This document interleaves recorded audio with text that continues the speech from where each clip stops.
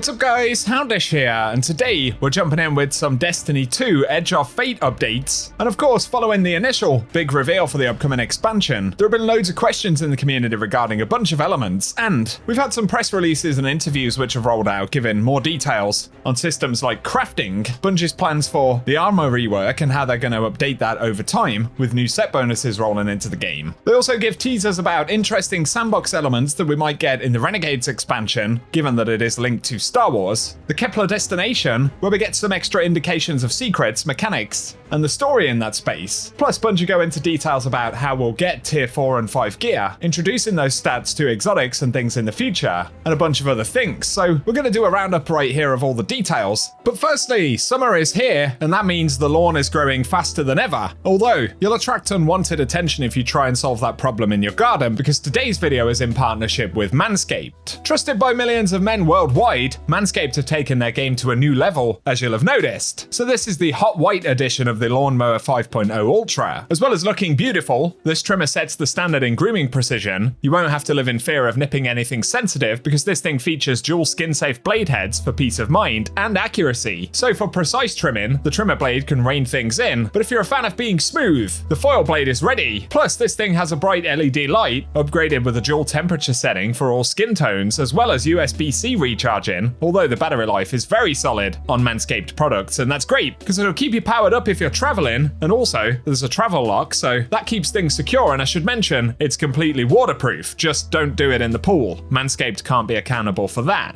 The new white hot edition looks summer ready and sleek, plus the 2-year warranty has you covered, and Manscaped are so confident in their products that they'll give you 15% off right now when using my link, so don't delay. If you go to manscaped.com/xhoundishx, you can get a juicy 15% discount. Just be sure to use code Houndish15 at checkout. Winter will be here in no time, so hit the links below, and thanks to Manscaped for sponsoring the video. I'm going to link a bunch of interviews that Bungie held with creators like Karu, Mactix, and Mr. Rufflewaffles, as well as articles from PC Gamer and GameSpot. But the goal of this video is to condense some of the juicier details into one place. So initially there was a question about Renegades. We may as well touch on this before we get into Edge of Fate, and how the inspiration from Star Wars may affect the sandbox. Tyson Green did say there'll definitely be some aspects which release moving into fun sandbox experiences which could only happen in that collaboration. He does say though that is for a later reveal. Of course, this may reference the more obvious things like a lightsaber, which of course we did see in the trailer segment for that, but it will be interesting to see how else this plays into Bungie's design for the next DLC. In terms of Edge of Fate though, there was a question about crafting and how that will play into the new tier system. Tyson Green simply said there is no crafting of tiered weapons. Crafting to us is increasingly a way to catch up on possibilities, and we'll ultimately have to bring the tier system and crafting system into alignment over time, or find a replacement for that functionality. But right now, you don't craft a tiered weapon, you get them as drops, which is more or less a confirmation of where we thought Bungie were at with crafting. It's kind of been phased out of the experience. In recent reprisals and updates like the Vault of Glass weapons, of course they were craftable, but this seems to be more of a blanket remark about tiering and crafting inside of Edge of Fate, which I would say suggests that we probably won't be crafting Edge of Fate raid weapons either. Also on the subject of weapons and numbers, Tyson Green had said we want to start exposing more numeric data to players, such as details on how much damage or stats change when you equip a certain mod. I hope we can do that in an upcoming release, but it hasn't been a specific focus for Edge of Fate, which of course does zero in on the core game a lot more.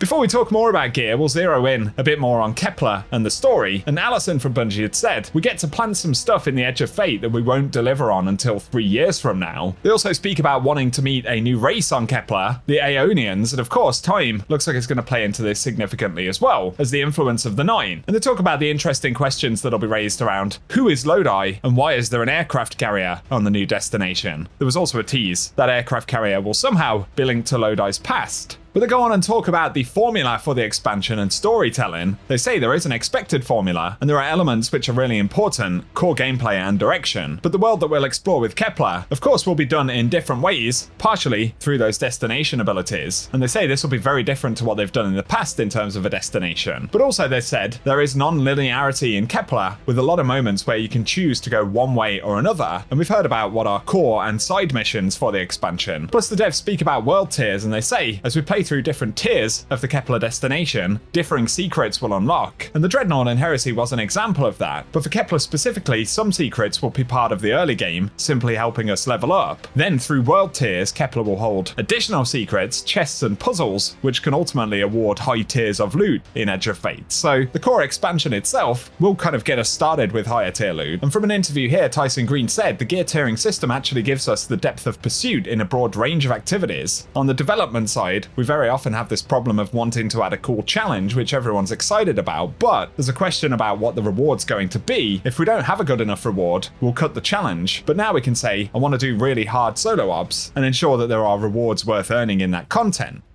Again, one of those difficulty elements are world tiers, and Robbie Stevens did confirm world tiers apply specifically to the Edge of Fate expansion and the Kepler destination. We want to make sure that from an expansion experience, this is something you can jump into. If you're a casual or newer player, we want this to be immediately digestible, and you'll be able to play through the campaign, the core story, on Brave or Legendary difficulty out of the gate. But once that's completed, if you want to go deeper into the post-game and the gear pursuit, that's where the higher tiers of difficulty unlock within Kepler itself, which are the fabled and mythic difficulties. On top of that, they'll start to apply more to the power chase at that point, but initially Brave and Legendary are going to have fixed power, so it'll start out working very much like the standard and Legendary version of the story that we've had in previous expansions. In terms of how regularly we'll get tier 4 and 5 gear though, Robbie Stevens said that will be tied directly to where you are on the power progression band. When you go back to Kepler, that'll be a place where you can earn higher tiers of rewards too, and Tyson Green added that core game activities like Solo, Fireteam, and Pinnacle Ops all have a pretty consistent execution of how challenge works and how you escalate the tiers and apply modifiers. Obviously, we'd love if Crucible could work the same way, but clearly it can't because players won't submit to having Bane modifiers put on them. And what works with a Metroidvania-inspired release like Edge of Fate might not work so well for a different formula, so we're trying to systematically bind the expansions and let them pursue a formula that internally makes sense to them and is hopefully intuitive.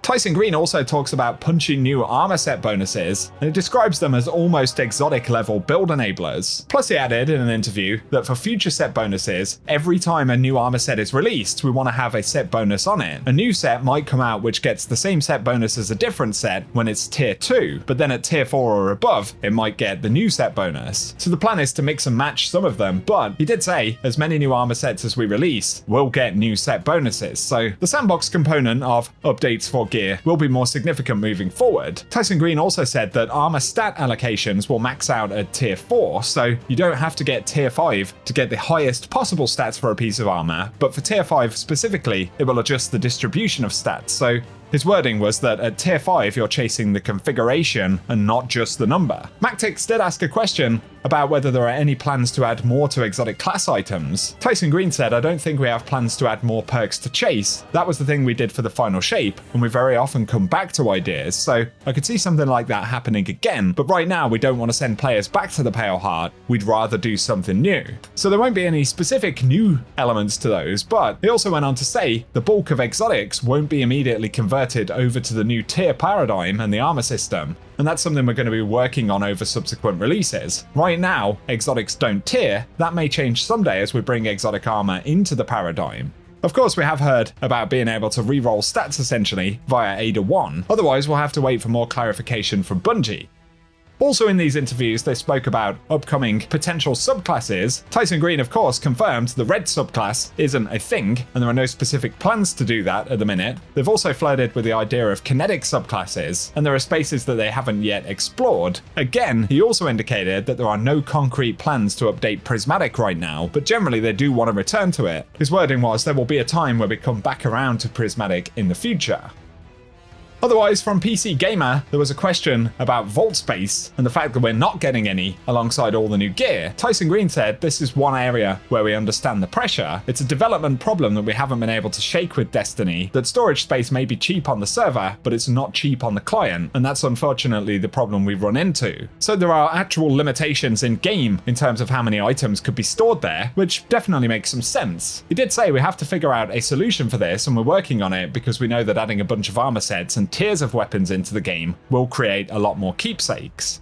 Bungie did indicate separately that they have plans for some vault upgrades of some kind in Renegades, but we'll have to wait for more specific details on what that will look like. In terms of the portal, which is supposed to streamline the Destiny experience, I know there's been a lot of feedback about destinations appearing on the map or not, and of course Bungie confirmed that Kepler won't actually appear on the traditional destination map, which is an interesting choice. But for the portal specifically, Robbie Stevens did say there are actually a couple of tutorials and training modes that we've added. The portal is such a big change from what we're doing right now. Today, if you want to get some of the better loot, you'll always have to step into expert or pinnacle stuff. We're not saying that we're making it really easy to get this loot. We're saying you have to put in time and effort to get to the point where you can earn some of this stuff. And if you want to be the most efficient at earning the best stuff and earning it all the time, you're going to have to be taking on a higher level of challenge constantly. But the news part of that is that there are tutorials and training modes for certain elements of the game, which is interesting. I definitely agree with the comment as well about if you want to be the most efficient at earning the best stuff and earning it all the time, you'll have to be taking on a higher level of challenge. As I've mentioned previously though, I'm less convinced about tying power level specifically to the ability to earn certain tiers of gear, but you'll have to give me your thoughts about that down below. So there we go, some interesting additional elements that you maybe missed with regards to the crafting conversation, teasers for Renegades, Kepler, the world tiers and how that will reward us, as well as those build crafting components with the changes coming to armor. So let us know what stands out to you in the comment section. I'm curious to hear the good, the bad and the ugly. But if you've enjoyed this roundup, a rating below really does help us out, and otherwise I appreciate you watching and hope you guys have an awesome day.